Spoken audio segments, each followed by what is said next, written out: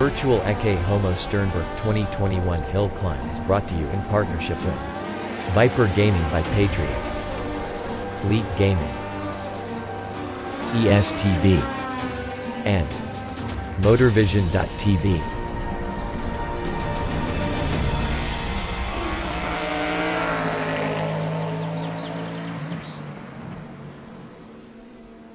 Racing for Green is here to help you carbon neutralize your racing. By planting new trees, Racing for Green offers to make your racing carbon neutral. We already have the calculations, contacts, infrastructure, deals and solutions ready for you to easily buy carbon neutral laps on any racetrack. It doesn't matter if you are a racing fan, team owner, driver, sponsor or partner.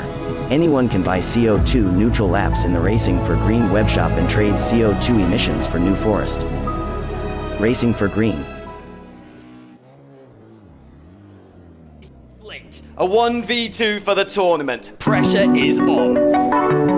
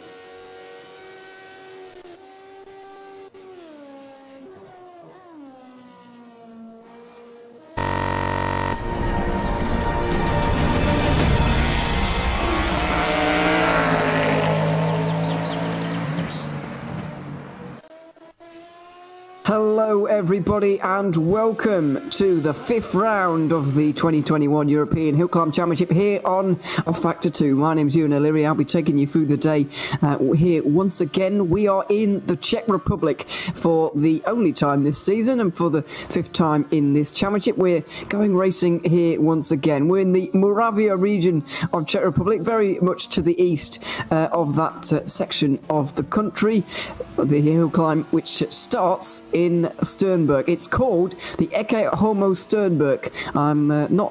I don't speak Czech Republic, but whatever the language they speak, and I'm pretty sure I'm pronouncing that wrong, but that's my best shot at it, I'm afraid. The Ecce Homo Šternberk. Šternberk refers to the town that it starts in, and it climbs upwards for 7.8 kilometres up towards the sky. That's the longest hill climb we've had so far this season. However, it is one of the fastest. Really not very many corners around here, and you would think that that means there's some very high-speed corners to negotiate. Well, I can tell you that there's not really too many. It's a lot of kinks and stuff like that. You're seeing some of them on your screen right now, but it's a lot of hairpins here. I say a lot, but there's a few hairpins, but they're very slow speed, the ones that there are. There's at least upwards towards 10, I would say, along the course here today.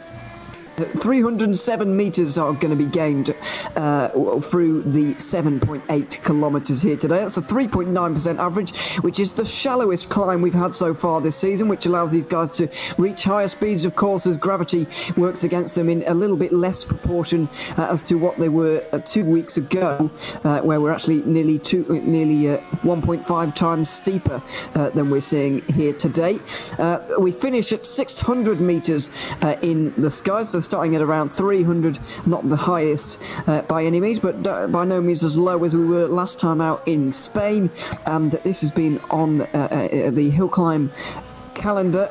As a hill climb enthusiast, you'll be aware of this event starting all the way back in 1971, where we were seeing a lot slower times than we're going to see today. It was a Skoda 1500 that won on that day, 6 minutes and 8 seconds to the combined total, or it might even be one total, I'm not entirely sure, but I think that's the combined total of 2 runs. So just over 3 minutes for the very fastest cars. These days we knock about 30 seconds off of that with our very best machinery, the E2 3000 category, which is going to be on show here once again today. Speaking of that category, these days it's they're the cars that are likely to win the events.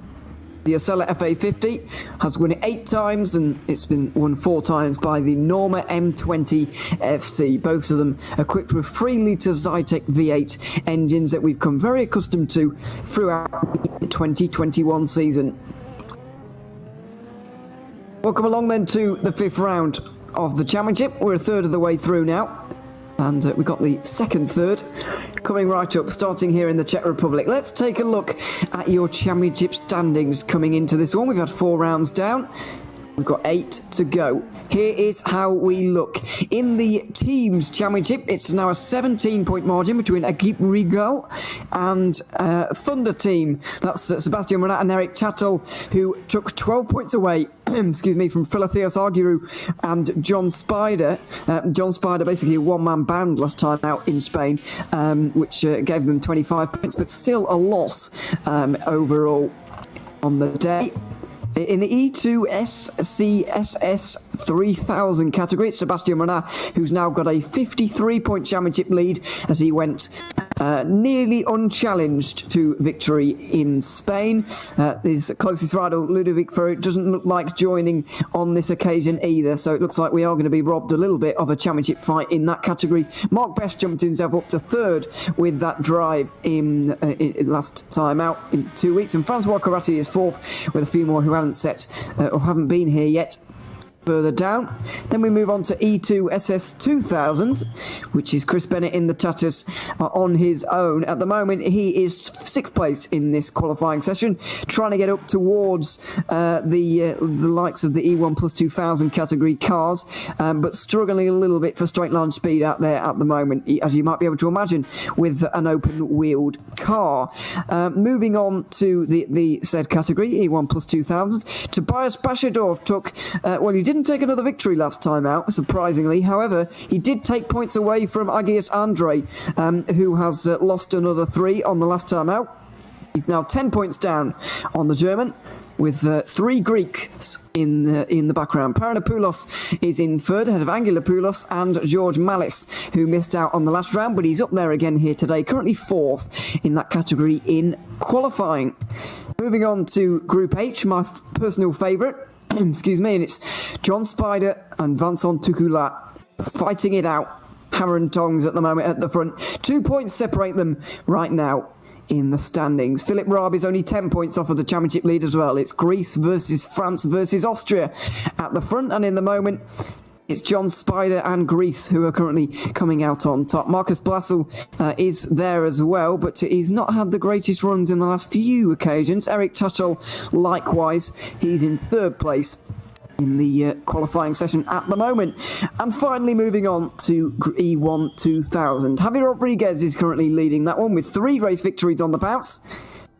He's 30 points ahead of David Tashev, who is in 2nd place, the Bulgarian.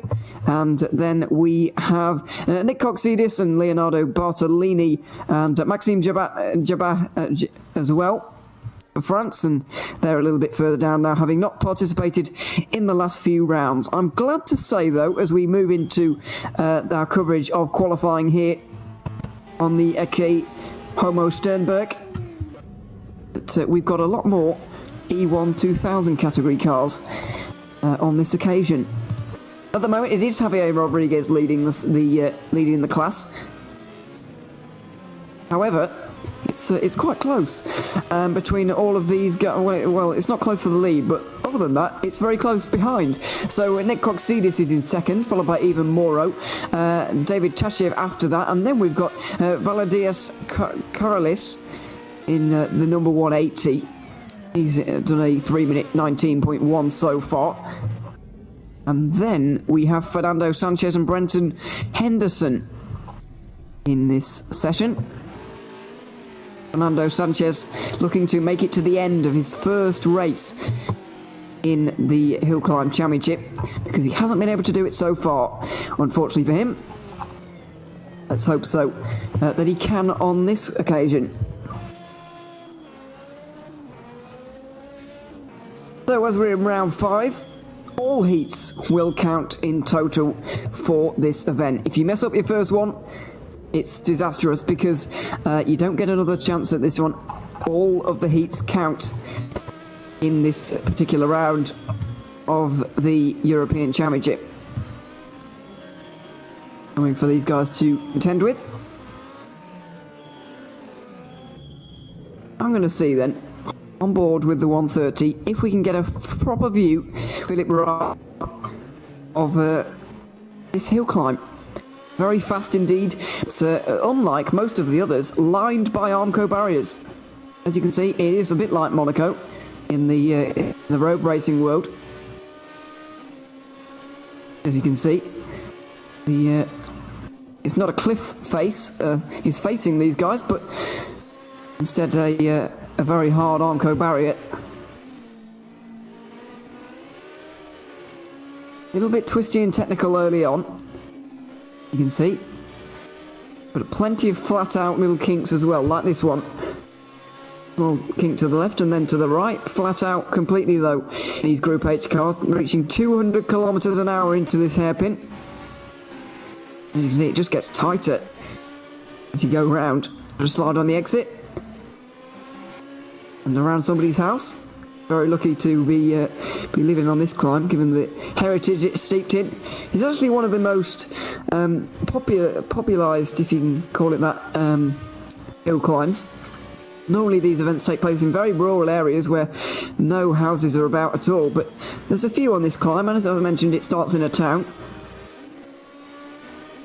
It's a public road as well, let's not forget, so you can go up here in your road car if you want, not to the speeds that these guys are doing, you understand, but feel like you're on a racetrack almost. These barriers are up. I'm not sure if they keep the barriers up the entire time. Do they have them up 24/7 or not? I'm not entirely sure on that one, I'll tell you. Or somebody who knows, someone more knowledgeable than me. But yeah, it's An exciting course into another hairpin. A bit like the Monte Carlo Rally, one of this hill climb. The way the bends go the opposite way to what the hairpin is going, narrowing off the line that you can take.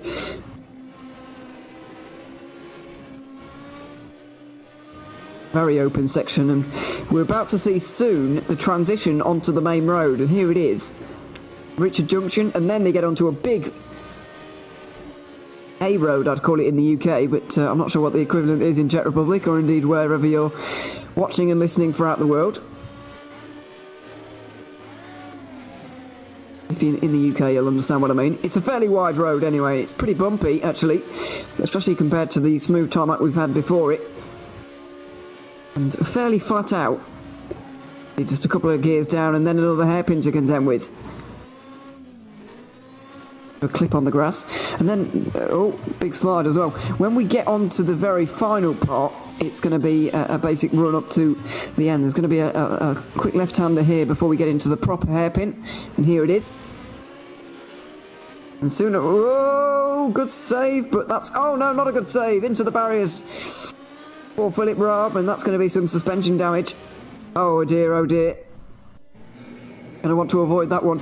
And we didn't quite get to see what I was talking about there, but yeah, you do come out onto a main road at the top. It really does open out quite spectacularly, and then if you were to carry on further, it's a very big, very straight road up towards a small town or village called... well, I'm not going to... Well, I was going to tell you what it's called, but I don't fancy pronouncing the name because it's quite difficult for someone who's can only speak English. But yes, you understand what I mean. So just over 11 minutes to go in qualifying right now. This sets the order for how they're going to go out in the first heat.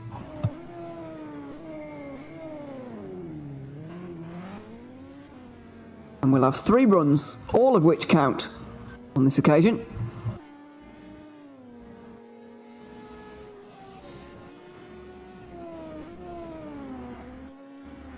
You also notice on the stream right now, it's a bit colourful on the left-hand side.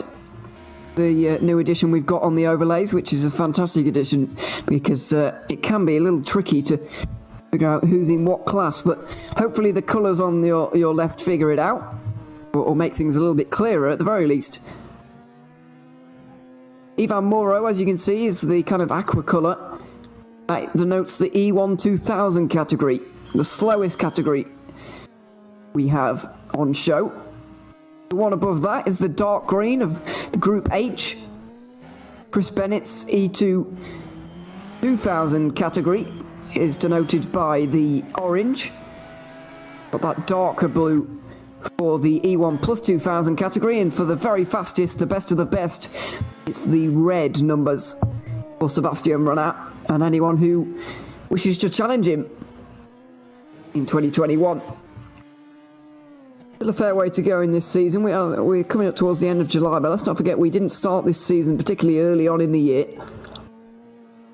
Quite late on, and we're going to finish quite late on. I think early December or late November. Might be late November we finish off, but still a long season ahead for these guys.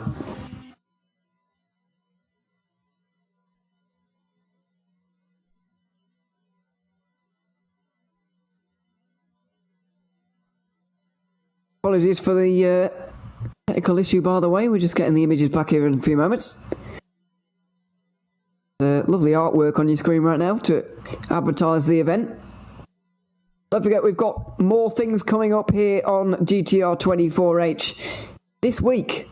Coming up on Thursday, the weekend begins for the 12 Hours of Monza special event. The GT3 cars and GT4s. We've got 1 GT4 at the moment. I think 10 GT3s with Mugen Sim Racing trying to enter an 11th. Maybe confirmed. So, see some more entries up for grabs as well, if you would like them. Bit of endurance racing coming up this weekend, which is always good. Thursday for practice, Friday for qualifying, and Saturday for the race. So make sure you join us, 8 PM CST, and it all kicks off DEST, shall I say. It all kicks off with practice, where we get to know the teams a little bit better. And of course, the EWC is a month away from its next instalment, the Endurance E-Racing World Championship, the 24 hours of Spa. Important for the championship, certainly. Both GT categories very, very hotly contested, and imagine the prototype ones are going to be of high importance as well. So make sure you subscribe to us on YouTube, Facebook, Twitter, and everywhere in between, wherever you're watching us.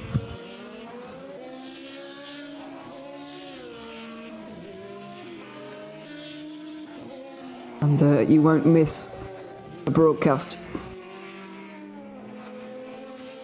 And a couple of turns here for the 162. Say that, it's actually not quite the final couple of turns yet, and it's got one of a faster car anyway, sliding its way through shot. Fantastic car control, but I'm afraid getting in the way a little bit, the 162. Not going to be a good run anymore for the Ecce Regal team. I think that's Eric Tuttle. Indeed, he is even on the grid right now. I can't see him. Oh no, I can. Sorry, he's got through, or at least he's stopped bothering the 162 here. Anyway, this is Uri Hernandez in the Group H category.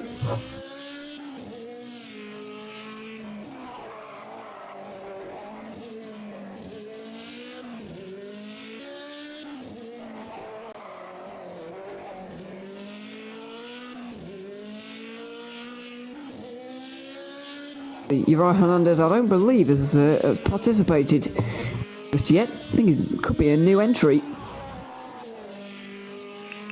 This one, unless I'm missing his name.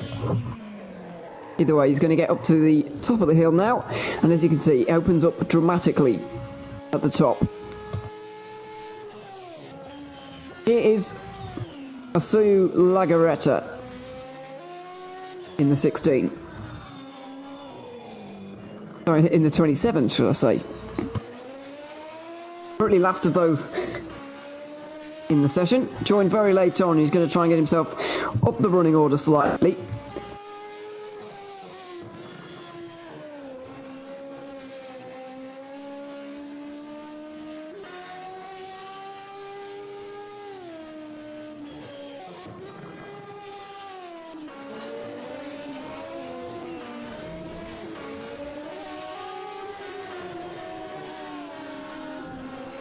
Coming up to close to the top now.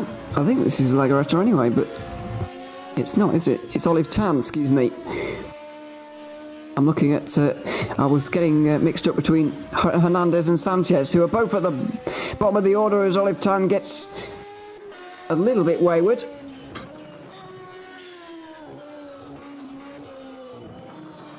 The Armco barriers keeping him within the confines of the circuit at least, but not circuit, the climb, but unfortunately not helping his car in terms of itself. That's a big slide. Oh, into the bank. One of the very few places we don't have Armco barriers around the course. It's one of the places that he has found.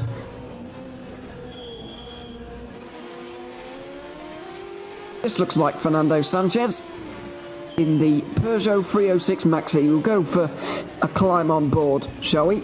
Just over 300 horsepower in this tiny little car. 3 entries for it this season. I believe so anyway, if I'm looking at the right car. I am indeed. Actually won an event this season as well with Leonardo Bartolini, winning on the Col Saint-Pierre very early on in the season. The very first race. Oh, into the barriers though. Wheel off, and that's the end of our onboard run, I'm afraid. We've cursed another driver. Apologies for that. And for somebody actually out there on the course, but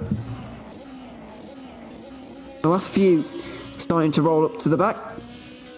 Just over 3 minutes to go, and when qualifying ends we will take a commercial break because we've got to sort out the running order for the day.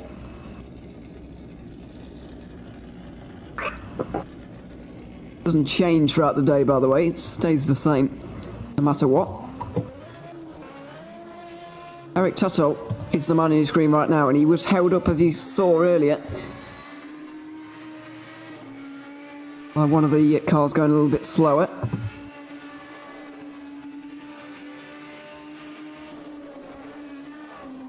Getting a real view for the speed, a sense for the speed on this bumper cam. Inches from the tarmac, trees and everything flying past, even houses on this course, flying past at a real rate of knots. Speed's going to be over 200 kilometers an hour into this hairpin to the left here. As you can see, that these cars really flowing very nicely. We've not seen this too much throughout this season so far because the climbs have been fairly significant, but this gradient is the shallowest we've seen so far, and it's really allowing these cars to stretch their legs a little bit. We're going to see some of the higher speeds all year because of the lack of gravity effect. Oh, a bit wide, and Tuttle into the barriers. Oh my goodness, that's a lot of damage to that car. This is going to be such a challenging day for these guys. Risk versus reward is going to be the phrase of the day, I feel, because the Armco barriers are so unforgiving, as you might be able to imagine if you've ever experienced one yourself. And all of the heats count here today. I've got a feeling we're going to see less than 75% of the field making it to the finish of this one. We've got 23 cars currently sizing themselves up. 22 cars, excuse me.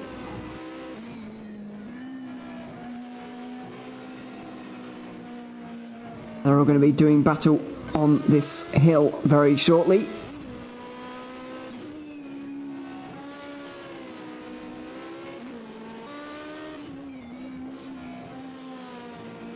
Here's the 208 of Philip Gartner, another Austrian. Currently 6th place in the championship in the Opel Kadett GTE. Out into the open, very windy, and across the line for him. Don't think he improved though. Certainly didn't get his position any higher. Here is Nick Coxidis getting out into the open as well in his Fiat Punto, and over the line he goes. No improvements for him either.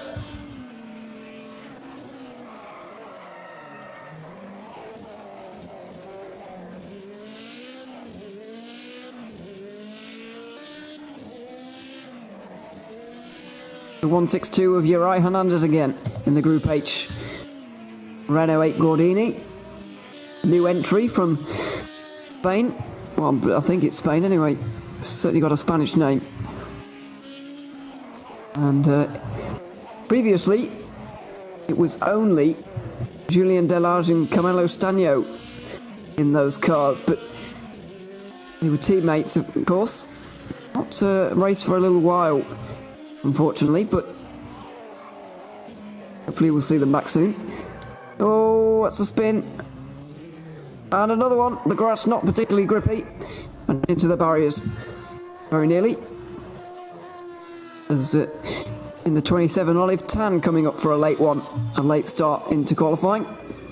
Though I thought the timer had run out by now. It'll be very obvious when we transition into the first heat, because all of the cars will magically go back to the pit lane very, very quickly indeed. So we'll know for sure.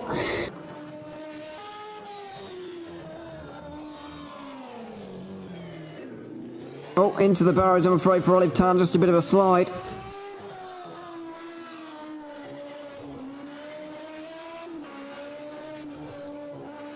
Right then.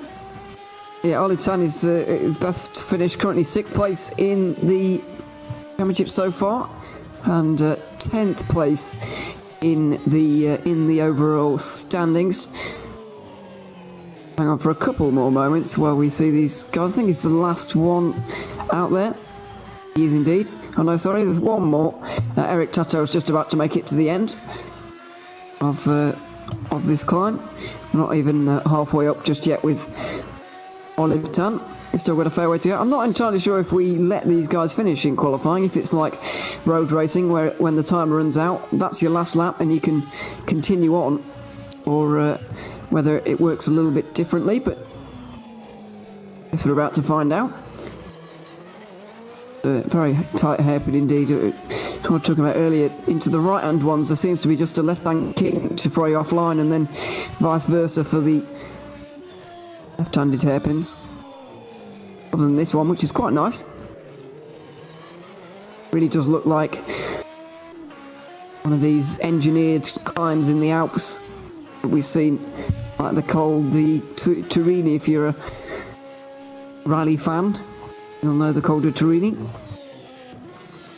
Or indeed the Col de Braus. It's been used more recently in the Rally Monte Carlo. That's got exceptional engineered hairpins. Spectacularly good or spectacularly ugly, depending on who you are, but it looks fairly natural and not too engineered, other than the Onco barriers, of course. Nice scenery around as well. Eric Tuttle, I believe, has come to the end of his run, and he has indeed. We're just waiting for Olive Tan to get towards the end, and that might well be the end because he goes spinning off into the grass. Heat 1 is coming up then. Don't go anywhere. We'll be back in a few moments' time with the first real runs of round 5 of the European Hill Climb Championship. We'll be back in a moment.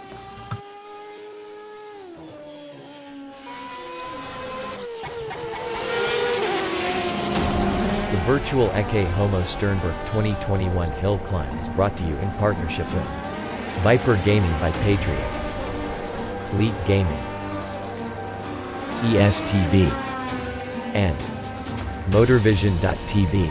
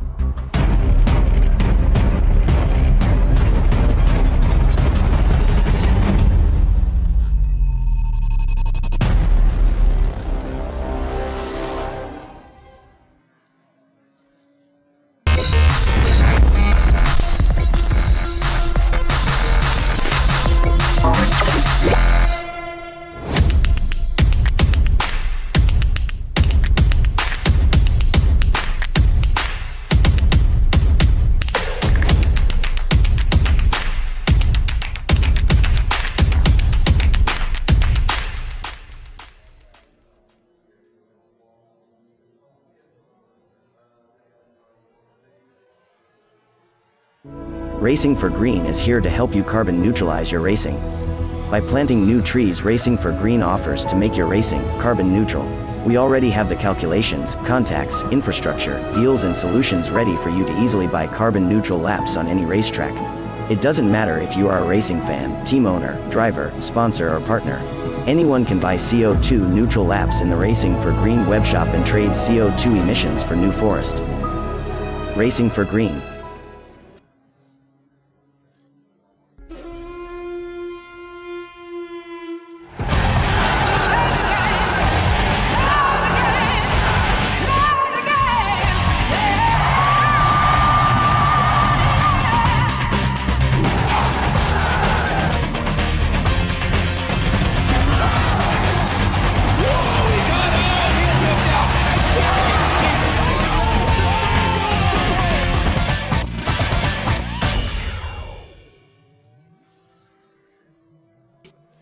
A 1v2 for the tournament. Pressure is on.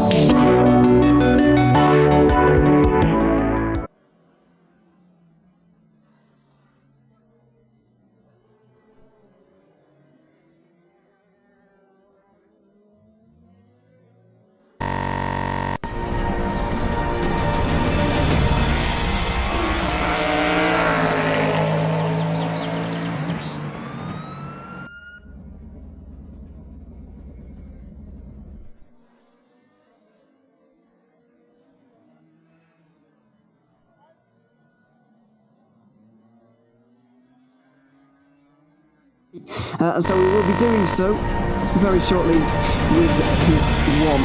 I've got to correct a fact I got wrong earlier on. I said that the first hill climb ever held here was 1971. Well, apparently I've been doing it since the very early part of the 20th century here, and that was the first European hill climb event that was in 1971. So 50 years anniversary this year of its first European events, at least. Let's get things underway then, shall we, with Sebastian Brunner making his way up the course, and we haven't had a quiet onboard lap for us to hear the sights and sounds of this hill climb just yet, so let's have that to start us off. Here's Sebastian Brunner in the Czech Republic, and hopefully going quickly.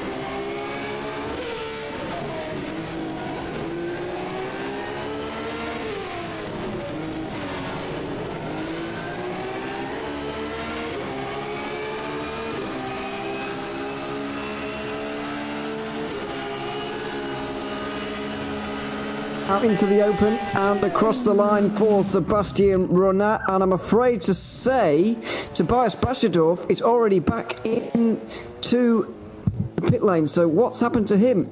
I'll try and find out, but yeah, that's not good news for the championship leader, who I think has clearly had some problems somewhere. I'll try and get it onto your screens now. Oh no, I can't quite. Or can I? Maybe I can. Just to fast forward a little bit, maybe I can here in a few moments time. Take a little while for us to get ready here, but yeah, it's that's not good news for the championship leader. All heats count here on the Ecce Homo Šternberk, excuse me. Let's see what happened to him. This is the early part of the run for the championship leader in the E1 plus 2000 category. To lose a lot of points today because of this moment right here. All looks fine and within the limits so far. To the left-handed hairpin we see right now, doing things very fine, driving beautifully as we've seen all 2021 so far. Through the right-hander here, all fine again. I believe it was through one of these right-handers. Maybe this one. Oh, he clips the bank on the inside! He clips the bank on the inside. Just Tobias Bashadorf.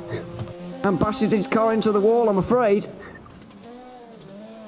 Now, never a better opportunity for Antonis Paranopoulos and Agios Andrei, most importantly, to gain points on him. Tobias Bashadorf, the German, leading the E1 Plus 2000 Championship out of the hill climb. Drama with the very second run. I said earlier on that I thought that less than 75% of these guys are going to finish this one here today. Will turn out to be true. Over the line goes Paranopoulos. It's a 58.8 for him. And where does that stack up to in relation to Agios Andrei, who's flying and throwing the car every which way?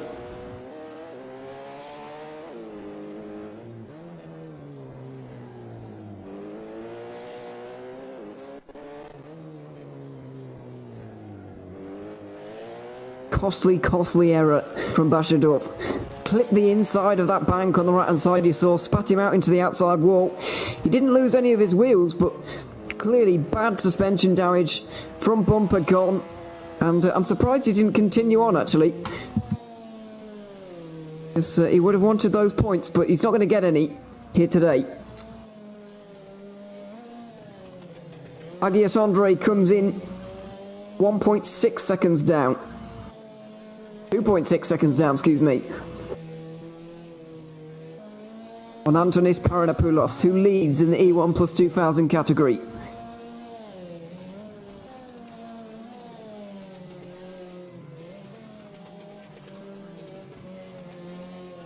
Group H about to get underway very shortly, by the way. We're coming to the end of our E1 Plus 2000 cars with George Mallis here on your screen. A Ford Escort Cosworth for the Greek driver. 2.2 litre Cosworth engine, as the name suggests. Nearly 600 horsepower, but it is one of the heaviest cars in the field. So it needs every little bit of the horsepower, and the 770 newton meters of torque needs all of that as well. There's Chris Bennett in the Tatis, as George Mallis does a 6.6, 3 minute 6.6.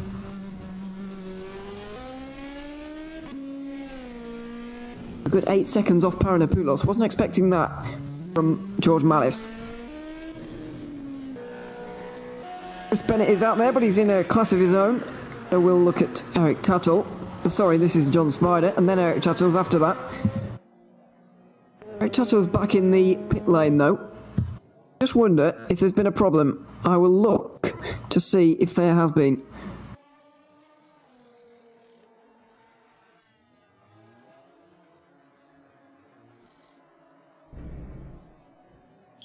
I'll get back to you on that one.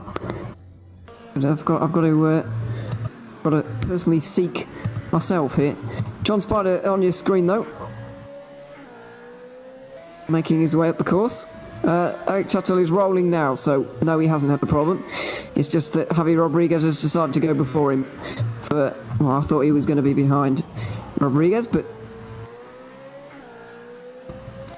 Tattel makes his way to the start.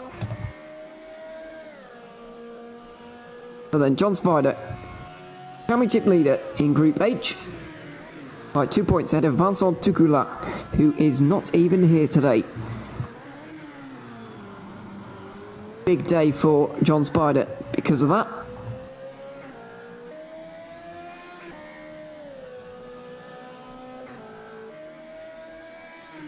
The bright blue number 120.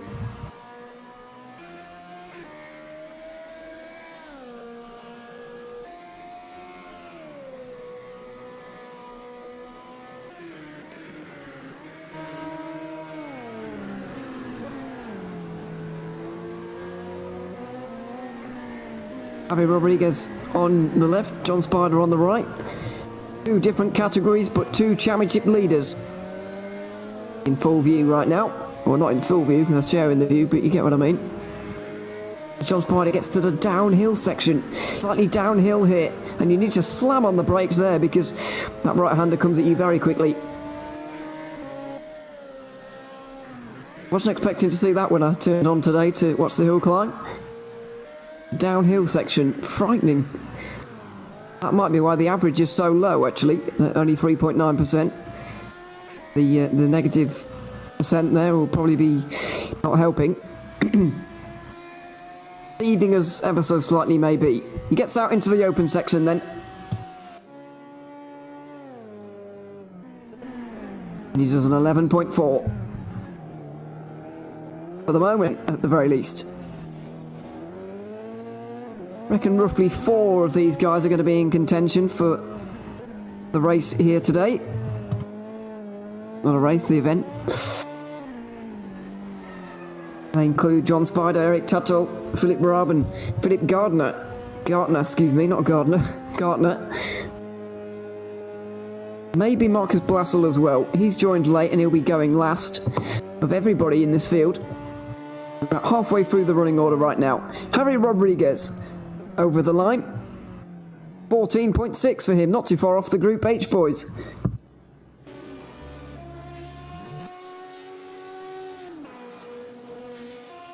Eric Tuttle makes his way through in this Renault. Oh, it's a spin for the 130.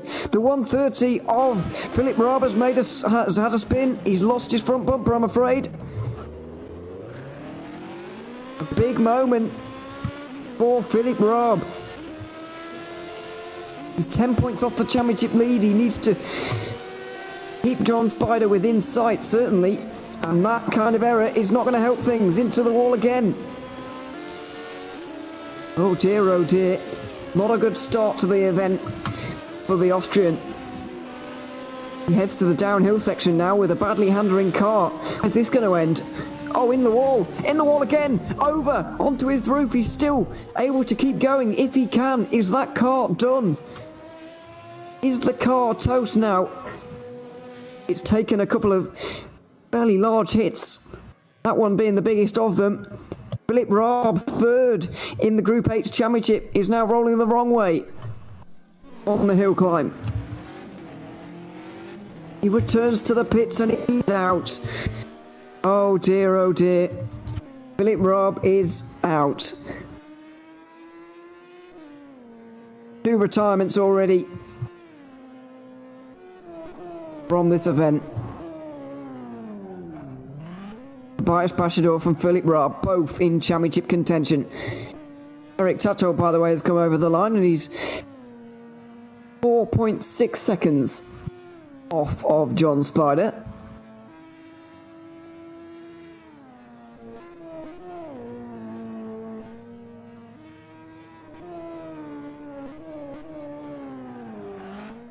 Oh, a big slide for Corrales there, the closest contender, closest challenger to Rodriguez.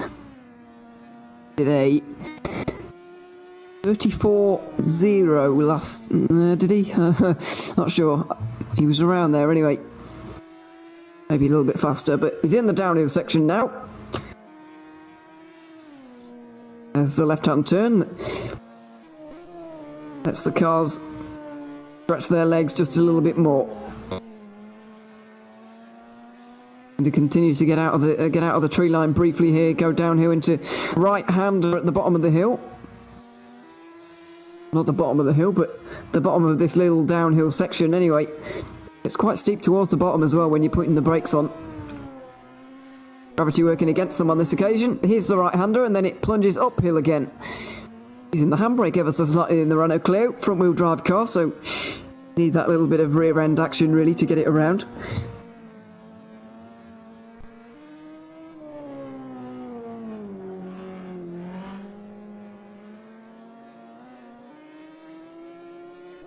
Very near to the end of this run for Corrales. The final shimmy, flat out in pretty much all of these cars. Is he anywhere near Rodriguez? Is the Spaniard going to have a challenger today? Well, 3.5 seconds down. Certainly going to keep the pressure on throughout the day.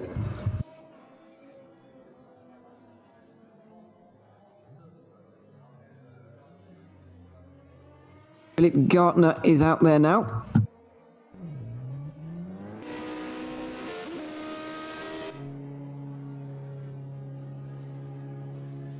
Ivan Moro makes his way to the start.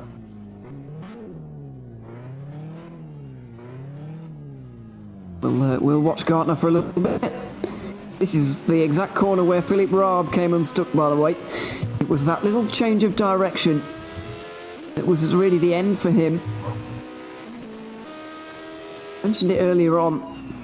These little kinks before hairpins are really narrowing off the corners. It's asking these guys to brake while changing direction and turning and all of those things at the same time. We're bound to see someone get caught out. Just wasn't expecting it to be third place man in the championship. Speaking of changing direction and braking at the same time, Gartner's been forced to do that, and he's gone into the wall with the front, backed it in with the rear as well. Have a look on board. Oh, that's suspension damage. He's barely turning left there to go left. You can see the steering wheel is... Oh, he's good 30 degrees to the right there. 30 degrees as in the measurement of angle, not how hot it is right now in Europe.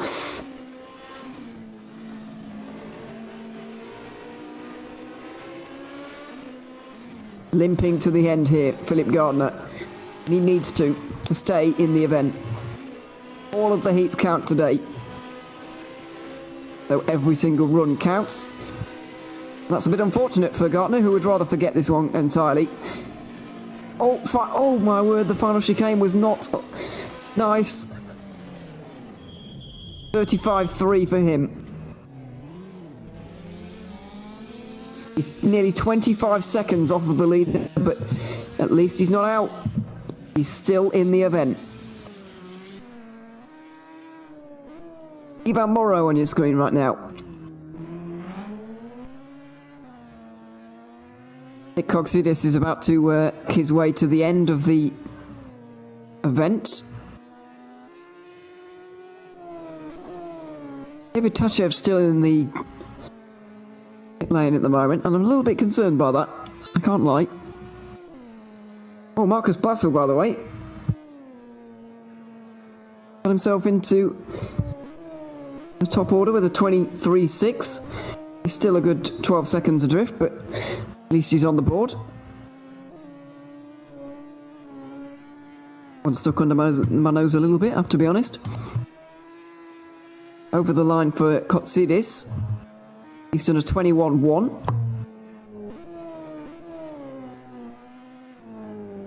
That's 6.5 seconds behind Javier Rodriguez. David Tashev is also onto the run right now as well, by the way, in the Volkswagen Corrado. One of my favourite cars, actually. It looks brilliant. It looks like it shouldn't be here, but that's why it's so good.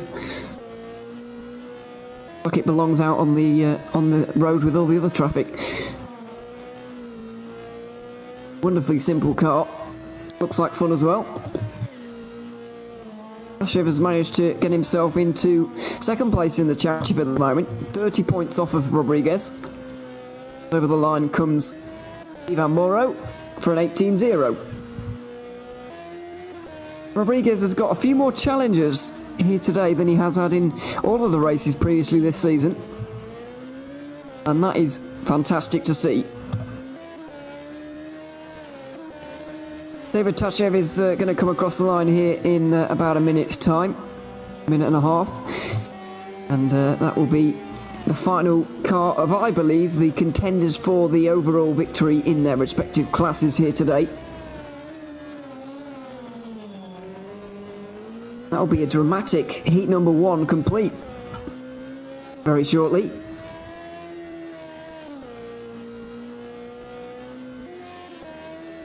.310 horsepower being utilised by Tashev at the moment, and Coxidis, who's driving the same car. 2-litre inline 4 cylinder engine.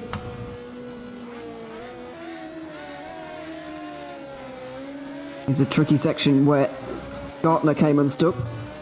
The final little bit on board with the bumper cam for the Corrado. We go downhill. Here are the sweepers, and here it gets very steep, and then there's a hairpin just to add into the mix. But these slightly slower cars can contend with them a little bit easier. It's the E1 plus 2000 cars I'm most concerned about going down there. They carry a lot of speed, but they've got similar performance in terms of braking and cornering to these guys. That little extra bit of performance. Yeah, we're talking more than 600 horsepower for those guys, and through a downhill section into a very tight corner, it's tricky indeed. David Tashev, though, is coming up towards the line right now. What is the time going to be for him?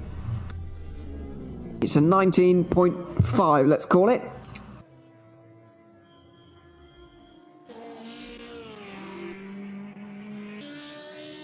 Excuse me. He goes into 11th overall and 4th place in E1 2000. It looks like pretty much everybody is onto the course then, so Uri Hernandez is onto the grass, I'm afraid, trying to get back onto it. Before the second heat gets underway, though, we're going to take a quick commercial break. When we return, we'll have another run of hill climbs from the Ecce Homo Šternberk in the Czech Republic. Will be a few minutes.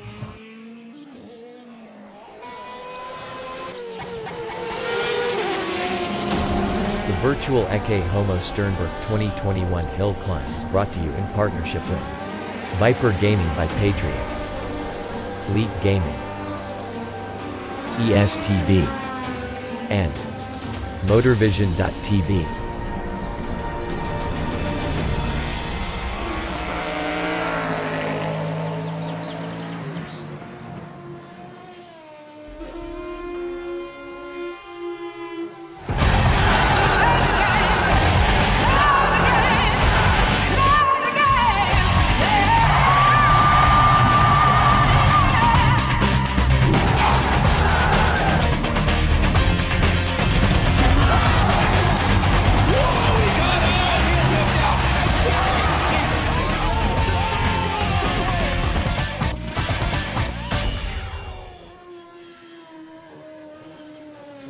Racing for Green is here to help you carbon neutralize your racing. By planting new trees, Racing for Green offers to make your racing carbon neutral.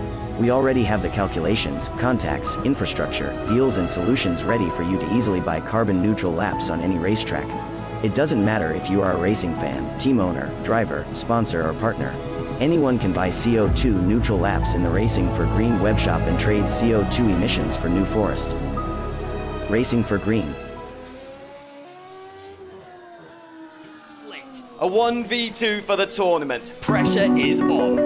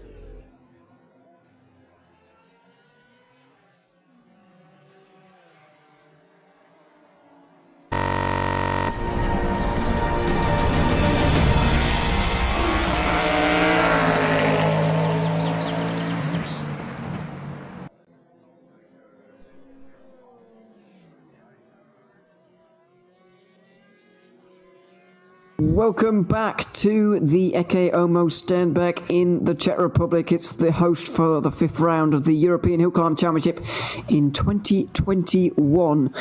It is time for the second heat here right now, and I'm afraid to say that we have 3 cars already out of the event. Bias Bashadorf is going to be out, so is Brenton Henderson in E1 2000, and Philip Raab, 2 of those big championship contenders in their respective category.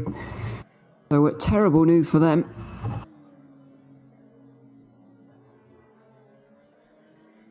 They're going to lose big points today.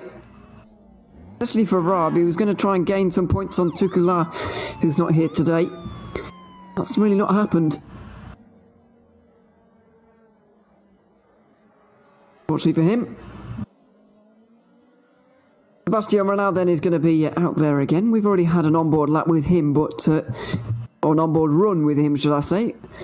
But when they do indeed pull up to the start line, I'm going to try and grab one with Paranopoulos or Agios Andre.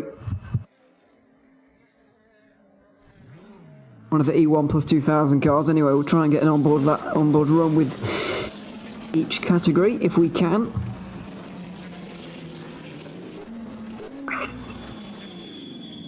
Excuse me. This is the overall championship leader then, and indeed the leader of the event, Sebastian Renal of France, driving for Equipe Regal, which means Regal Team in English, if you're wondering. That's Krugel translated it last time. I hope it's right.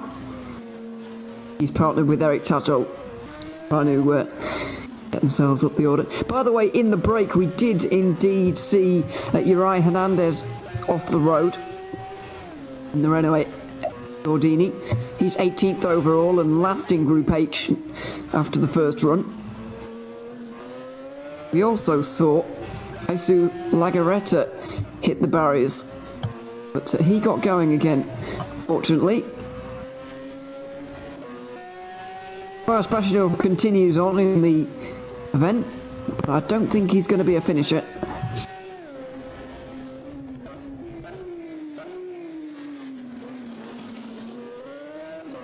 Sublime driving once again from Renal.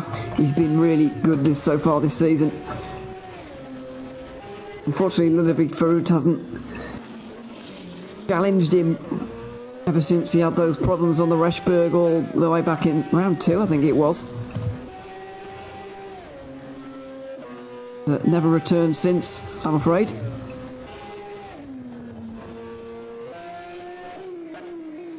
Paranopoulos just getting towards the start line right now in the Ford Escort Cosworth, so we're going to take a run on board with him right now and enjoy the sights and sounds of this climb.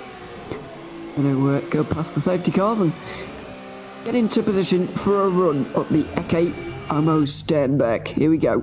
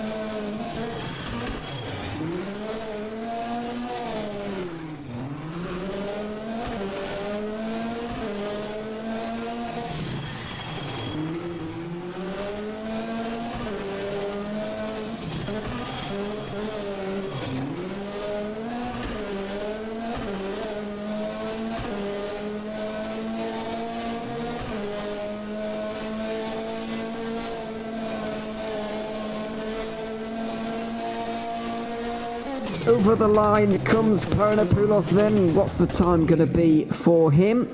A 3 minutes dead .6. That is not quite as good as his first lap time around, but it may be enough still to be alright. Oh, Agius Andre. So both of the championship protagonists in E1 Plus 2000s have had problems.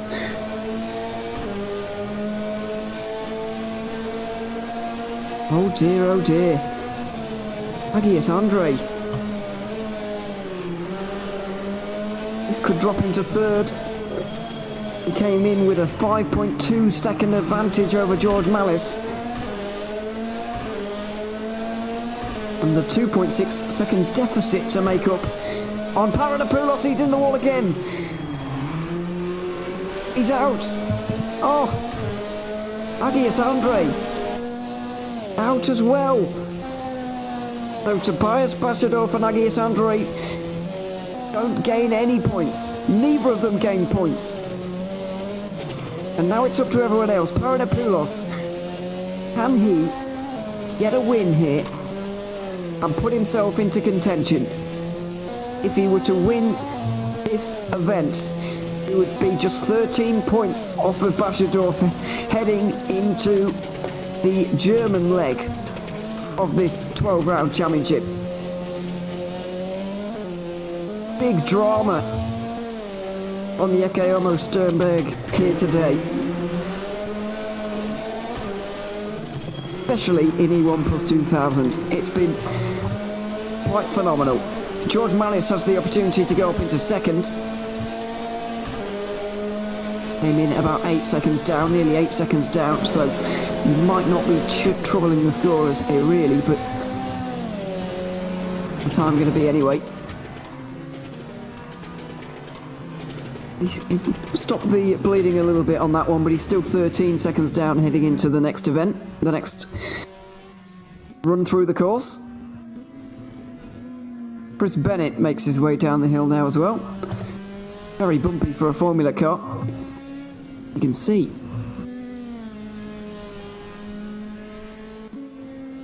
A little bit agricultural.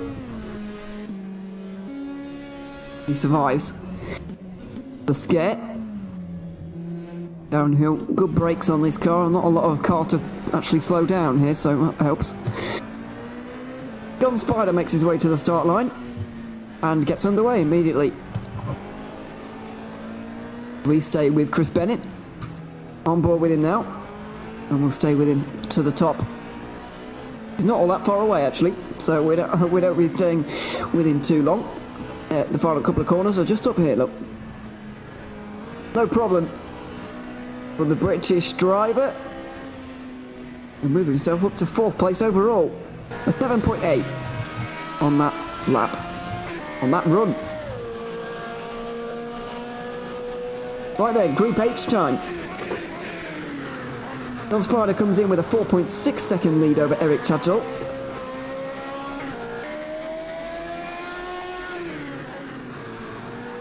As you can see, one small mistake can lead to some big consequences on this course.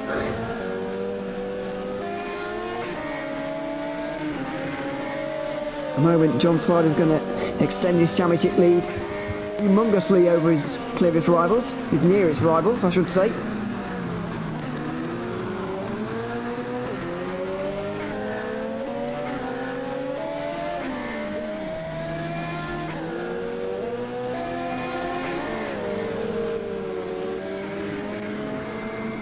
Bit of a slide on the way into the left-hander there, but quite wide on the exit. You still needed to use all of it though. All of the road being used by all of these guys, as you can imagine. Javier Rodriguez is not too far down the mountain as well, by the way. More a hill, really, than a mountain. I don't know at what point it becomes a mountain. 600 metres?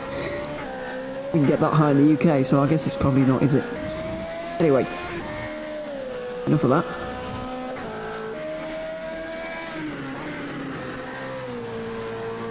Spider's not too far from making the left-hand turn onto a bigger road and going downhill briefly. There it is. Oh, you need to be so committed through there. Eric Tuttle was earlier on. It's a big slide. He's gone for a spin. The leader in Group H goes for a spin. John Spider, can he get it spun back round again? Javier Rodriguez is not too far down the mountain. He spins it round, flicks it around, but where's Rodriguez? He's about 20 seconds down now. Luckily, these two are fairly similar on pace, so shouldn't matter too much, but that could well be all of John Spider's 4.6 second lead evaporating in front of our eyes. Luckily for him, he didn't pick up any damage there.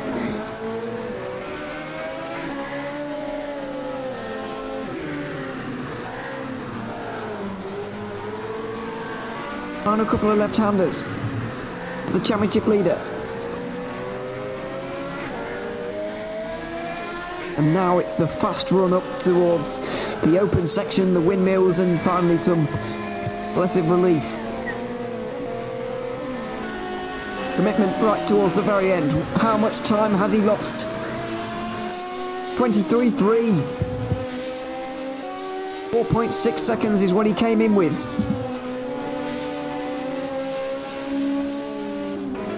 So, can Eric Tuttle close that now? You'd imagine he will be able to. Javier Rodriguez has just come over the line as well with a 12.8. Keeping the pressure on the likes of Karalis and Tashev, Moro, who are his closest rivals. He's very close in E1 2000, by the way. Top 5, separated by 7 seconds at the end of run 1. And a course like this, that's quite impressive, really. These two in Group H are really going to be going at it, though.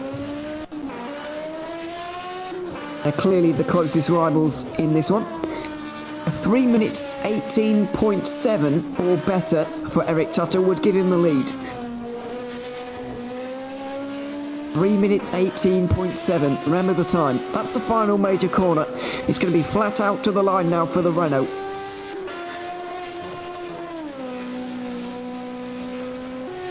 Here he comes. What is the time? A 15.9. It's just slightly better than what he managed last time around, and he's leading by 2.8 seconds. Eric Tuttle leads the hill climb by 2.8 seconds. Wow, this has been wonderfully entertaining so far. Has been absolutely excellent.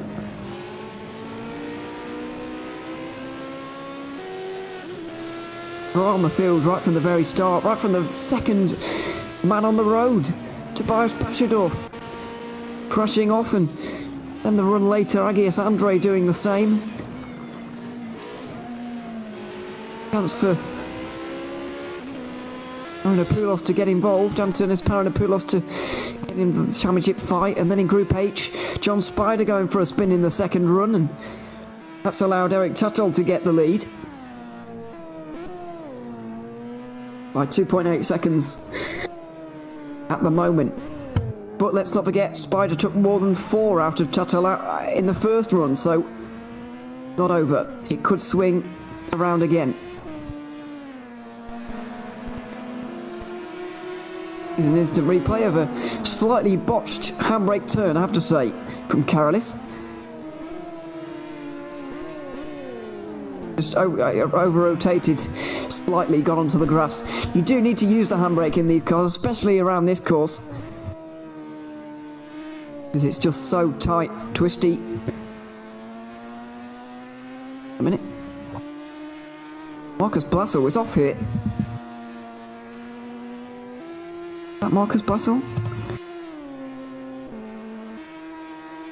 60. That's Olive Town, excuse me. Trying to find Marcus Blasso, who's making his way to the line now, but slowly. Try and see what happens for you.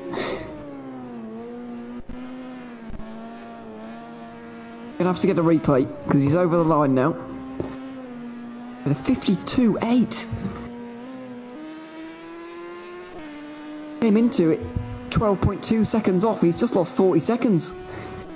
Very nearly. Carolis is coming towards the line right now, by the way. Right, let's see what happened to the 65. I'll try and find it here for you. Here we go. I'll wait for the replay to load a minute because that's going to take a little while. Ivan Morrow and Gerd Alton out there at the moment, by the way. Carolis came over the line with a 17.2. With a 4.4 lost to Rodriguez.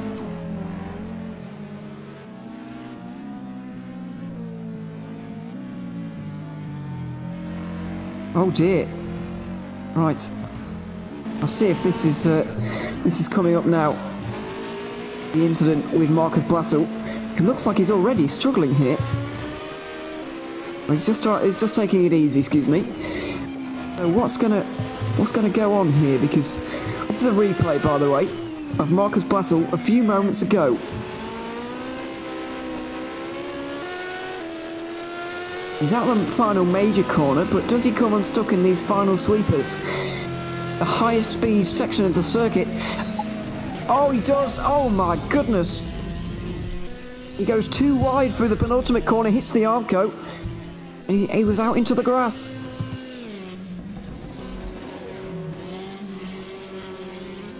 Well, I never... What drama here today. Barely gonna have anyone left by the end of this. Really attritional. Gerd Alton's got to the end of the climb, by the way. We're still waiting on Ivan Morrow. Won't have to wait much longer.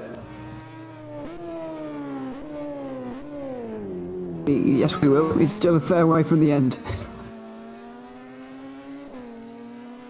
Was getting quite a high speed there. Thought we were on the ending section, but not just yet. Waiting for that left-hand turn onto the big road, let's not forget, that's coming up soon.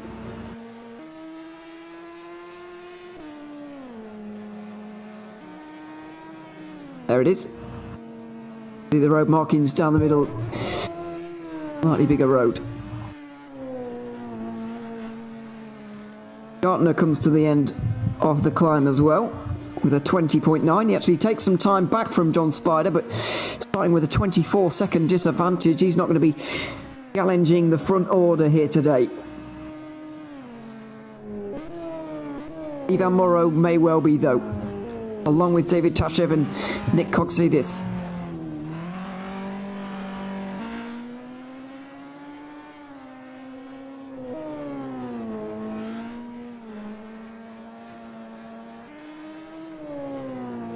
Final left-hander for Morrow. And now heading towards the line.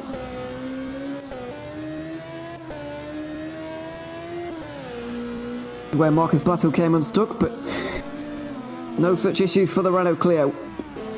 Over the line he goes. And it's just about better than Carolis by a couple of tenths of a second.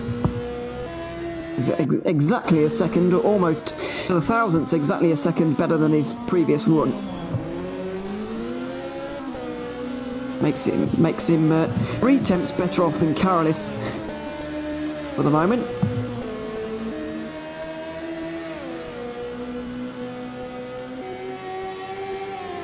David Tashev out there likewise.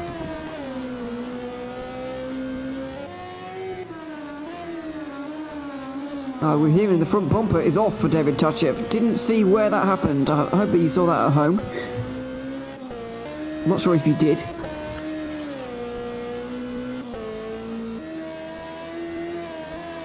Okay, I'll see if I can get a replay up on my view at the moment, but I don't want to disturb the view for everyone at home as well. I can go back and seek it myself here, so I'll have a look.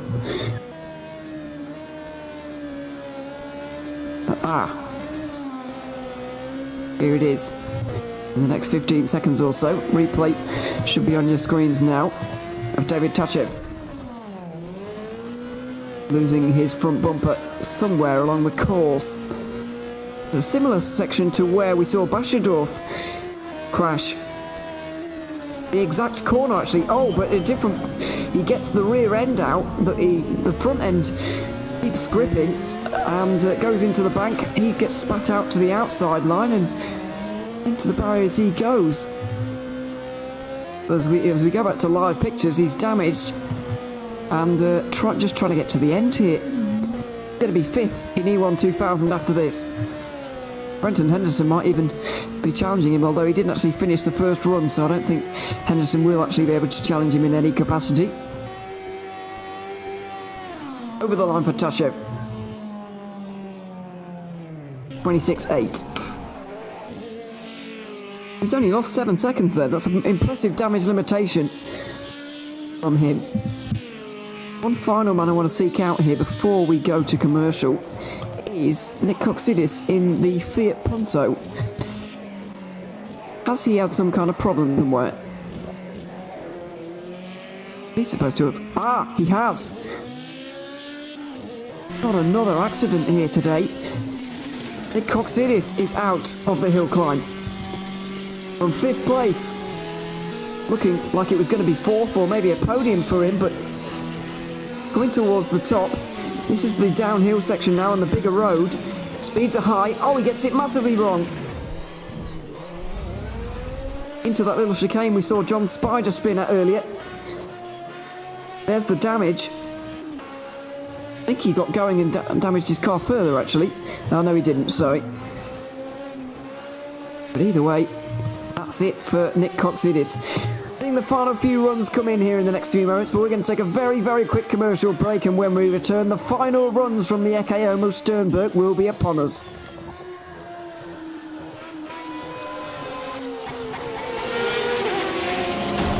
The virtual Ecce Homo Šternberk 2021 hill climb is brought to you in partnership with Viper Gaming by Patriot, Elite Gaming, ESTV, and Motorvision.tv.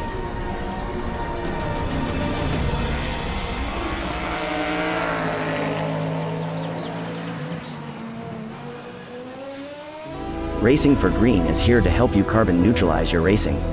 By planting new trees, Racing for Green offers to make your racing carbon neutral. We already have the calculations, contacts, infrastructure, deals and solutions ready for you to easily buy carbon neutral laps on any racetrack. It doesn't matter if you are a racing fan, team owner, driver, sponsor or partner. Anyone can buy CO2 neutral laps in the Racing for Green webshop and trade CO2 emissions for New Forest. Racing for Green.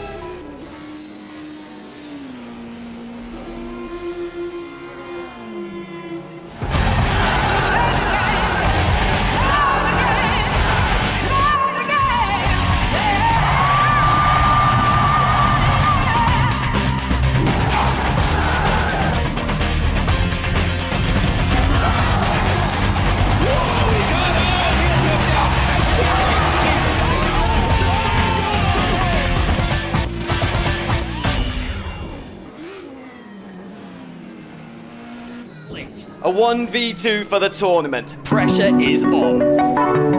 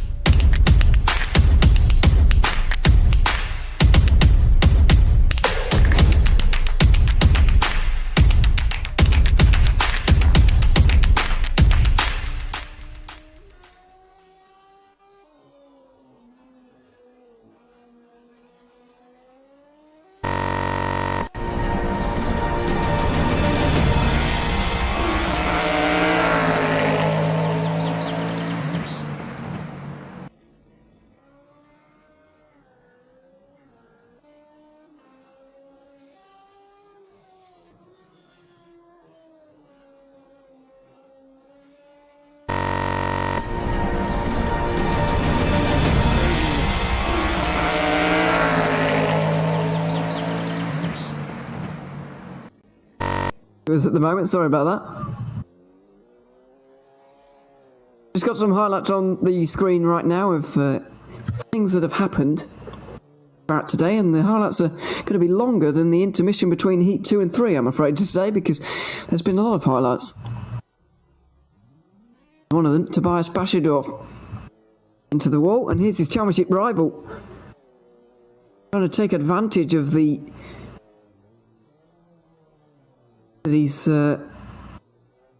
championship rival is, not scoring any points today. In the end, Dagius Andre couldn't capitalise. Philip Raab was one of those who crashed out as well. That's how he did it. Onto his roof and didn't get going again. Eric Tuttle is in a fierce fight with John Spider for the victory in Group 8. That's going to be one of the best things to watch through the last heats, as Sebastian Renard gets us underway once again. First point of interest then really is Antonis Paranopoulos versus George Malice. It's not set to be a barnstorming fight, I'm afraid. Paranopoulos took 7.6 seconds out of Malice in the first attempt and further 5 in the next one. So Malice needs to beat Antonis Paranopoulos by more than 12 seconds to win this event. There is a third car in their category still here, Gerd Alsen. I didn't see him complete a run in Heat 1, but he must have done. Otherwise he wouldn't still be here, so he's going to pick up third. He's a fair way off the other two, with all due respect, of course. Bastien Renard really is in a league of his own, both literally and figuratively. Doesn't mean that he can't aim to go a little bit faster. Second run was 4 tenths slower than his first. He's going to attempt to turn that tide, but at least get to the end here. Otherwise he's not going to get the points. Not going to win this rally. This event, hill climb. That was a little bit sketchy though. In the top right hand side of your screen, Antonis Paranopoulos getting ready for his run, and he's away in the Ford Escort Cosworth. Be battling with his Greek compatriot George Malice in this event.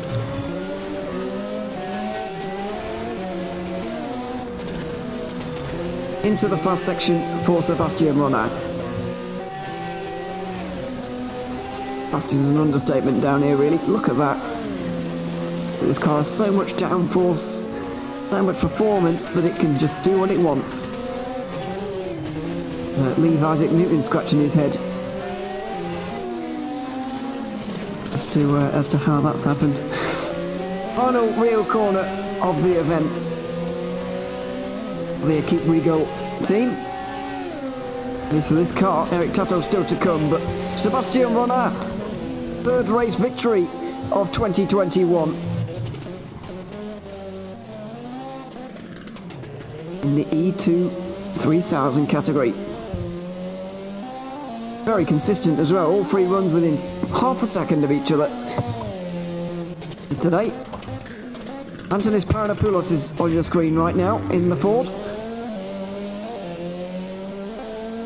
Looks like he may well be taking a victory. Second on the bounce. Possibly. I bet it made a bit of a mistake there actually. This is 4th victory for Renard. Beg your pardon. Victory number 4. In a row, I might add. George Malice makes his way to the start.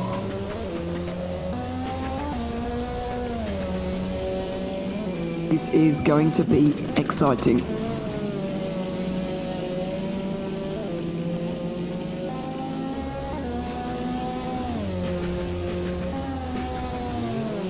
So the first and the fastest category is settled.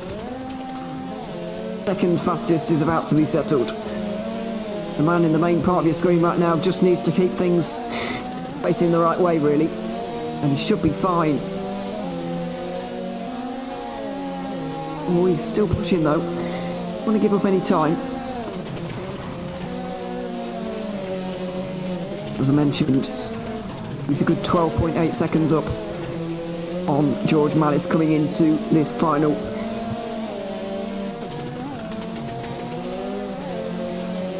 Run of the day, the evening. There's the final real corner. And towards the line he goes.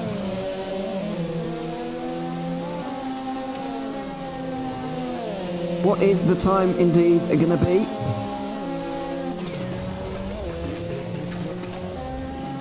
It's worst of the day actually, but it should be enough. Because George Malice is going to need to go a damn sight quicker than that to put up the order any further. Go on board with him for a moment. Here he is, working the wheel.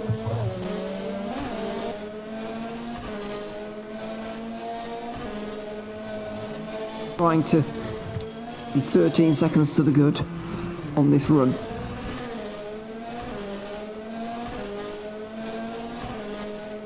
He's going to need to do a 2-minute 47.5 or better. Probably 1.2 seconds down as they complete sector 1.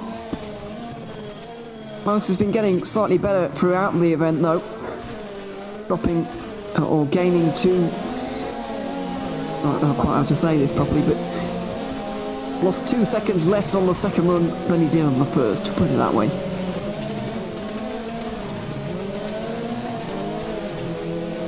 A reminder, the spectacular driving that Paranopoulos has been treating us to today. Both of the championship contenders in big trouble. Hagios Andrei, 3-minute 7.3 for him over the line. He's not going to score any points today. Antonis Paranopoulos is going to be 13 points off the championship lead by the end in a dramatic hill climb event.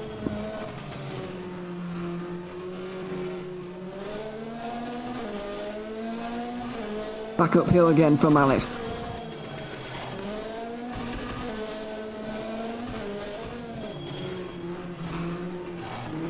Threading the needle between the bank on the left and the Armco on the right, but that's about to change as we get to the end here.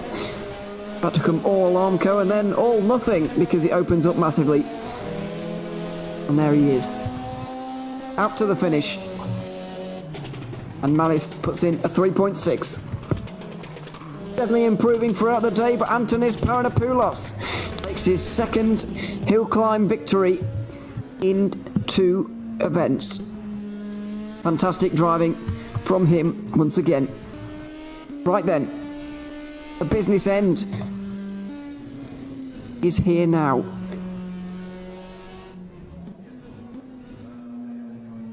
Go down to find John Spider, who is currently about halfway through his run. And here's the man we are dying to see how he does. He needs to gain time on Eric Tuttle, who just leaves the starting line as well. Javi Rodriguez in the top, at the very top right. Just below him, Eric Tuttle. Rodriguez is going to cross the line first here. Of these 3, no he's not, sorry, Spider is, and then Rodriguez, so we're going to be jumping between classes ever so slightly, but do excuse us. Spider gained 4.6 seconds over Tuttle in the first run. And then he went on to lose 7.6.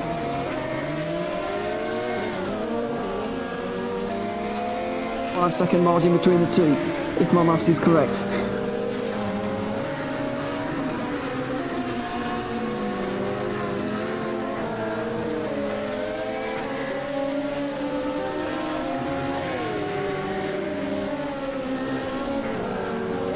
Have to try and work it out. He lost 7.4 in the second run. 4.6. Yeah, this is difficult to work out, this. 3.2 seconds maybe. Something around there. Anyway, Spider's coming up towards the end. What is the time? It needs to be massive. Nicola and Raab are going to be hoping it isn't. John Spider over the line with a 10.0. That's the best he's done today. And if Tuttle can't improve on any lap time he's done today, then he's not going to be victorious. That's me. High drama towards the end here. Eric Tuttle on your screens right now.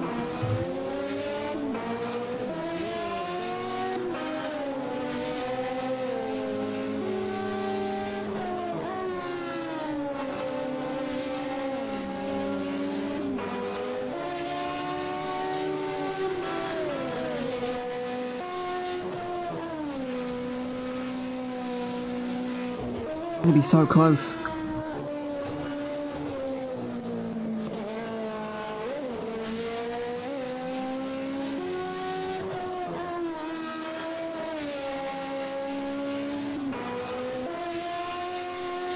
.8 seconds is the margin coming in. Now then, 12.8 or better will do for Eric Tuttle. It's the final right-hander of the day. It's a 3-minute 12.8 that he needs. And if it is a 3-minute 12.8, then it's going to go down to hundredths and thousandths of a second.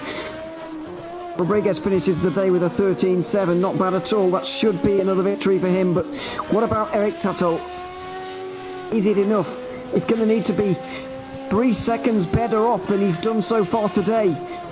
It's a tall order for him. John Spy just pulled it out the bag in the final run.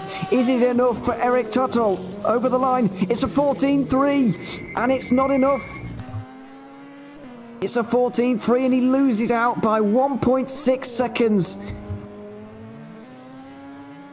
Goodness me, an insanely close hill climb, and it's 1.6 seconds in Group H.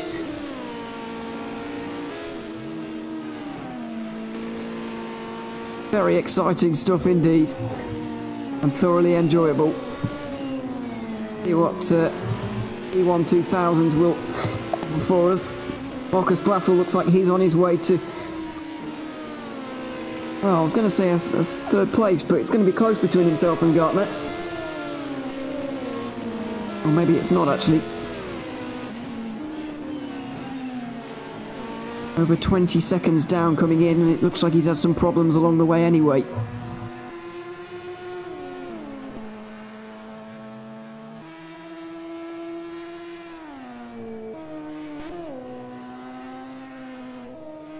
This is Valadis Karalis coming up to the end of the run. Gerd Outzen begins. Oh.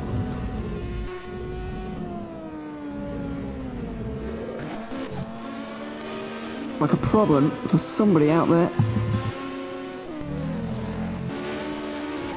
I think. Oh, there's another problem. Philip Gartner. Immediate problem on his run. Have a look at it. See what's happened here. Oh, just first corner. Goes straight into the outside wall. Oh, and he's over again. He's onto his roof. And he's out. Oh, goodness. Philip Gartner is out of the hill climb. Oh, he's righted himself. He's not out. He's still going. Oh, my Lord. This is quite unbelievable what we've seen today. Lots of drama.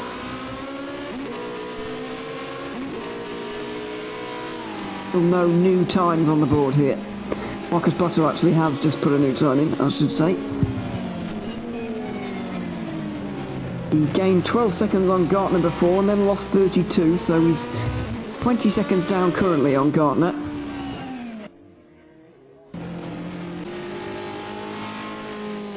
Karalis comes over the line with a 16.7 to end the day. He's not going to challenge Rodriguez in any way there. Oh, and again, this time it's the end for Gartner. It is going to be third for Blassel. and the end for Gartner, I'm afraid.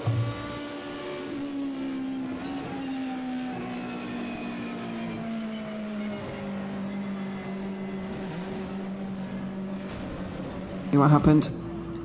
Went a little bit wide and into the barriers.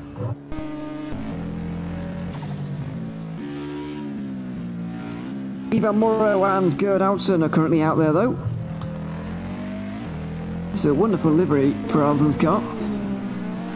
Get the split screen going.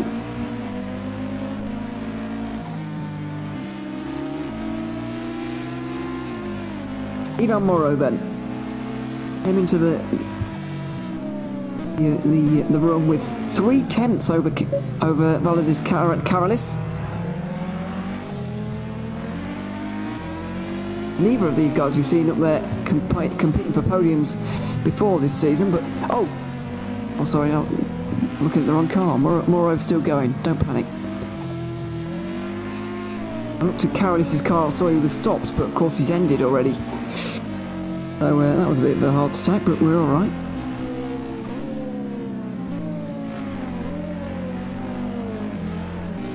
Into another hairpin he goes as Gerd Alsen finishes his event with a 20.9. In a good 10 or 12 seconds off of the pace of true rivals in this one, maybe 20 seconds off, but still gets to the end, which is more than can be said for a lot of these guys.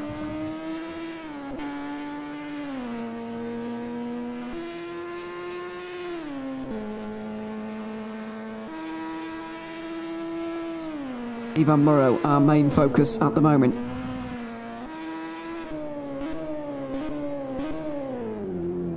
David Tashev's also making his way to the start. Brenton Henderson is out there right now. He won't be troubling the top positions, you wouldn't imagine.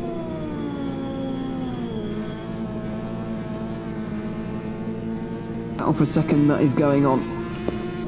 Not going to include David Tashev, I'm afraid, after losing 9 seconds to his closest rivals on the last run. However, he should get fourth, provided he gets to the end without issues. So Javi Rodriguez looks like he's going to take his fourth victory on the bounce. Oh! David Tashev rolls onto his roof and he gets back again.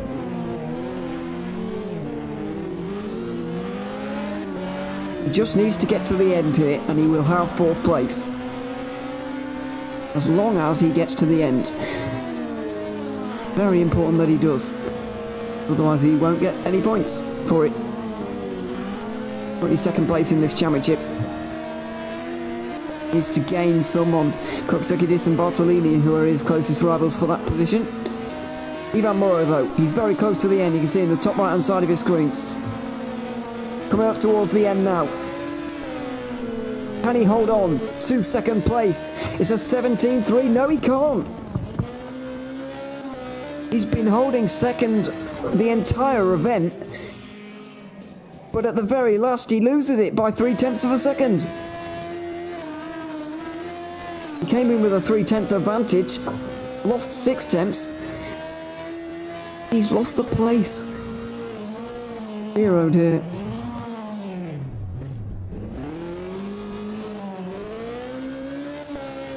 Like for everybody else, it's a case of getting to the end now.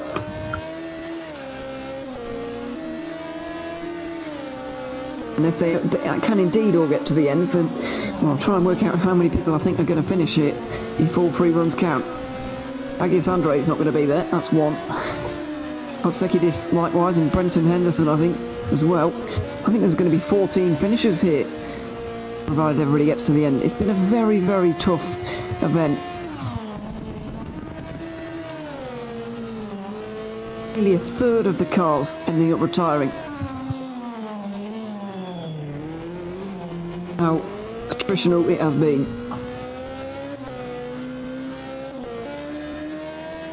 Tashev tries to get to the end.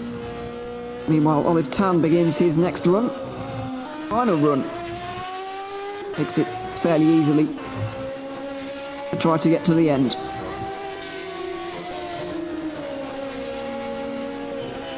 Brendan Henderson comes up towards the line now, and he finishes.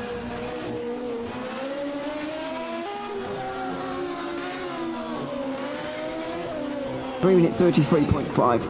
Oh, Olive Tanny in the wall. I'm going to replay of that. See what happened to him. I wasn't quite watching, unfortunately. Here we go.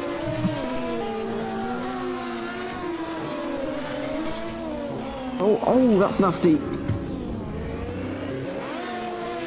Gets the slide on through that right-hander there and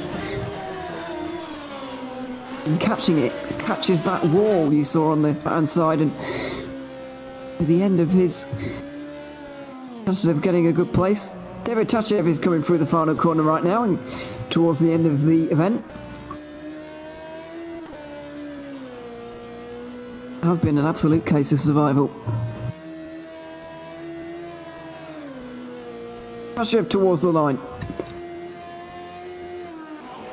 What will it be for him? A 47-2.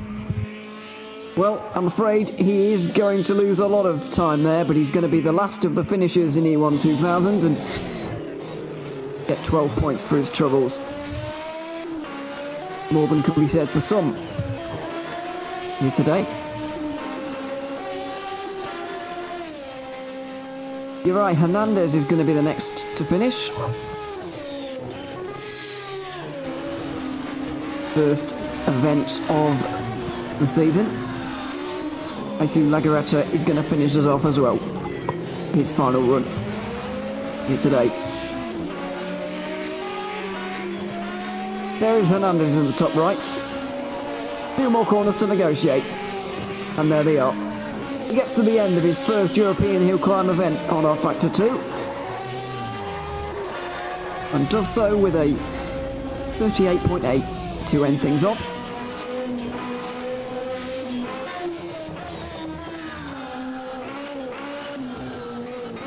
Olive Tan tries to do the same as he slides his way through these turns.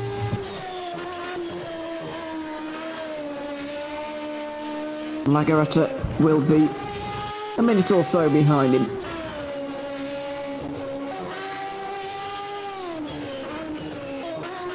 Olive Tan so far has had a 6th place and an 8th place on the Col Saint-Pierre, and indeed the 3rd round of the season, where I can't remember who it was. Lampa Falpera, maybe, in Portugal. Gonna be another finish and some more points for Olive Tan here today. 4th or 5th place, maybe, depending on the performances of Hernandez, Blasel, Lagaretta. He comes up towards the line. Top right, and finishes with a 33.0.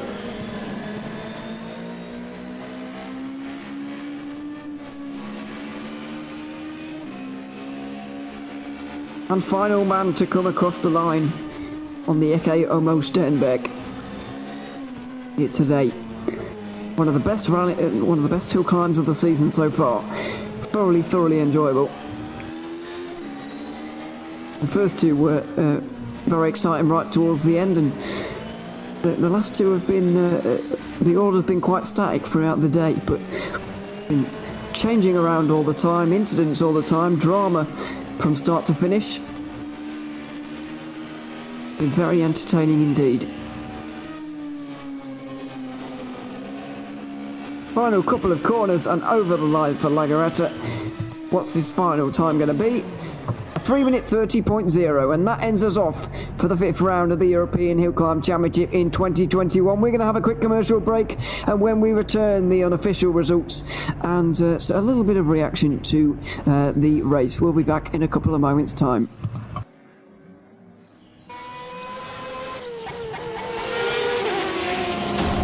The virtual Ecce Homo Šternberk 2021 hill climb is brought to you in partnership with Viper Gaming by Patriot, Elite Gaming, ESTV, and Motorvision.tv.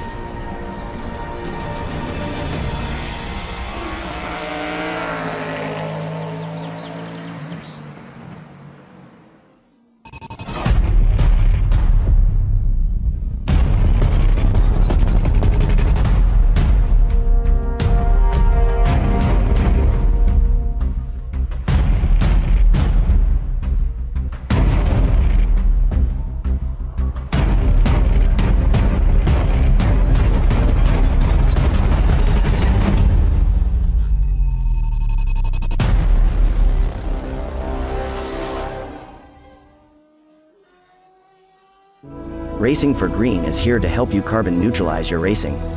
By planting new trees, Racing for Green offers to make your racing carbon neutral. We already have the calculations, contacts, infrastructure, deals and solutions ready for you to easily buy carbon neutral laps on any racetrack. It doesn't matter if you are a racing fan, team owner, driver, sponsor or partner. Anyone can buy CO2 neutral laps in the Racing for Green webshop and trade CO2 emissions for New Forest. Racing for Green.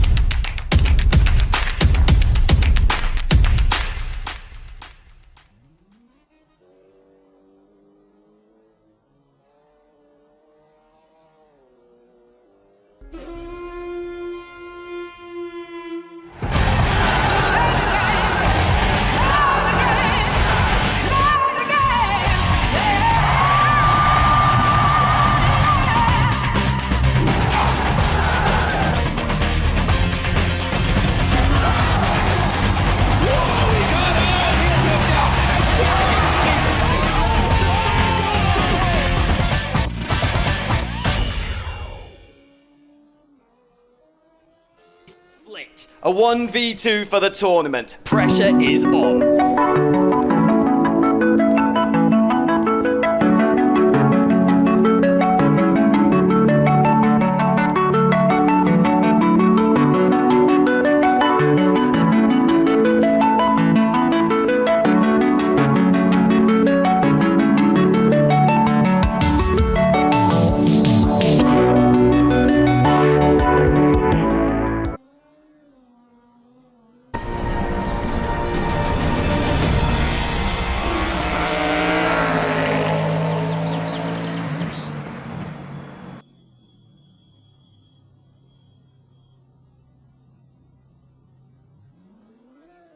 For 2021, broadcasted by GTR 24H. We've come to the end, unfortunately, of the event. It's been very entertaining, though.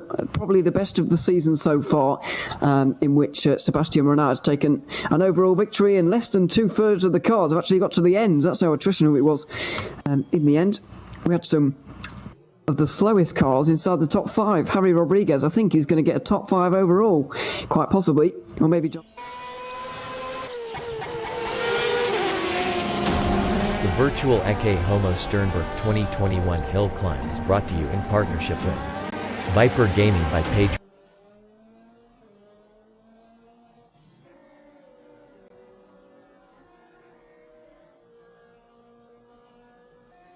Sorry about that issue.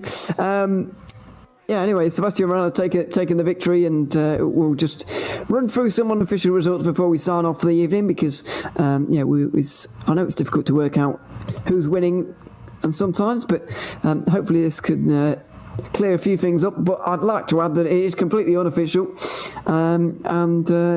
this could change in the meantime. Anyway, Renard is going to take the victory anyway and extend his lead from 53 points in the championship to a whopping 78 by the end of this now, there's not much more to speak of in that category, because he was unchallenged here today. In E1 Plus 2000, it's been very interesting indeed, but only 3 drivers actually got to the finish. Antonis Paranopoulos got to the finish, and he took the victory ahead of George Mallis, who comes home second for his best result on the year so far. Paranopoulos is going to jump into, well, he's still going to be third, but he's going to be now only 13 points behind Tobias Bashadov, who still leads. The first time this season that either Bashadorf or Andrew finished off the podium. But unfortunately for both of them, they've done it both at the same time.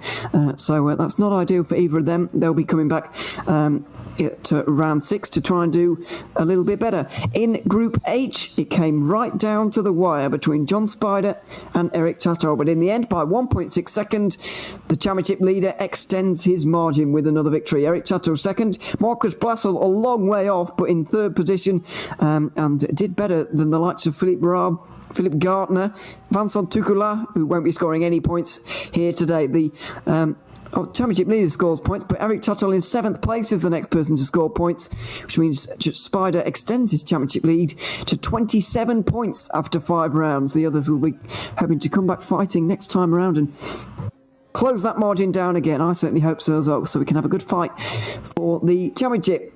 Finally, in E1 2000, Javier Rodriguez wins it with his 4th win on the bounce, and it was Karalis who comes into 2nd place in the end, ahead of Ivan Morrow, who's 3rd by only 0.3 of a second, and then David Tashev, who was in 4th position at the end of that one. So because of that, the championship lead will be extended by 13 points. 43 points will now be the margin for Tashev for Rodriguez over Tashev. Koksekidis loses points. He doesn't score, neither does Bartolini, etc. So big changes in the championship down there as well. I would stress, though, that those are unofficial results. The official ones will be coming out on the website very shortly, I'm sure. So make sure you check those ones out. And we'll be back very shortly. Here on GTR 24H, our next event is in 3 days' time with the practice for the Monza 12 hours. For that, our special event of the year. Well, our second special event of the year after the Nürburgring. And we're very much looking forward to that, 8 p.m. CEST. But if you can't join us this weekend for that, then the next hill climb is going to be on the Glasbach Rennen in Germany, the 30th of August. Just a little bit of time to wait for that one.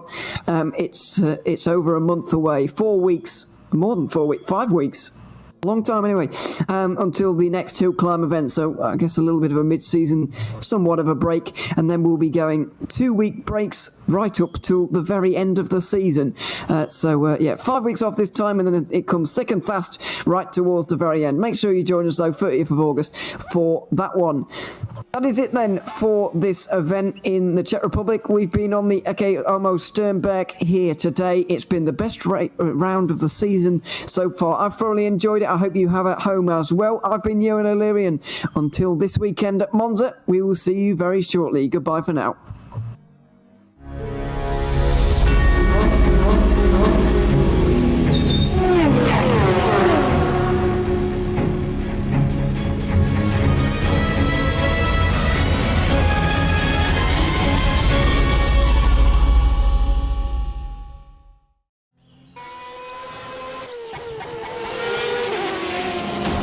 The virtual Ecce Homo Šternberk 2021 hill climb is brought to you in partnership with Viper Gaming by Patriot, Elite Gaming, ESTV, and MotorVision.tv.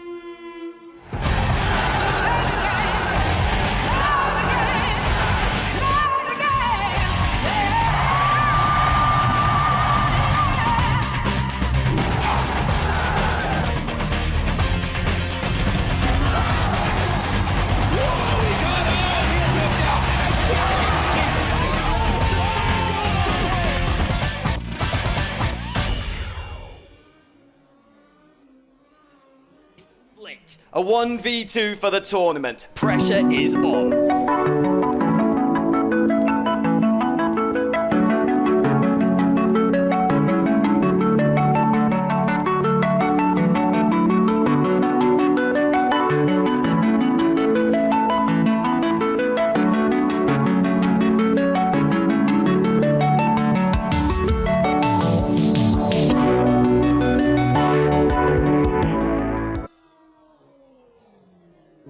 Racing for Green is here to help you carbon neutralize your racing.